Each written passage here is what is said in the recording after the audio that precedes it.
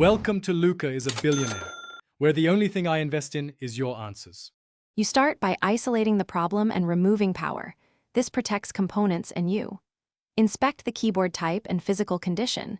Different designs hide different failure points. Once done, clear debris from between keys with compressed air, a soft brush, or a vacuum on low. Make sure to catch loose stabilizer clips.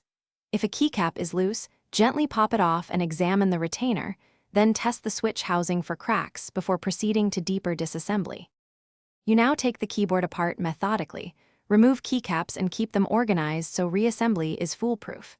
Use high-strength isopropyl alcohol and a lint-free swab to clean PCB contacts and switch tops. Do not soak the board and allow complete drying.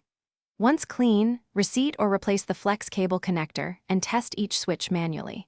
If a mechanical switch is faulty, desolder and swap it.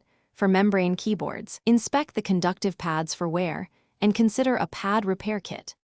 You finish by reassembling in reverse order, pressing keycaps until they click into place, and then connecting power to run a live test. If keys still move or feel unstable, tighten mounting plate screws, replace worn rubber feet, and ensure the case halves are evenly seated. Uneven pressure causes shift. If problems persist, swap in a known working keyboard to rule out OS or driver issues, and then update firmware or drivers as needed. This isolates. Thanks for watching and please subscribe. It's the best investment you'll ever make.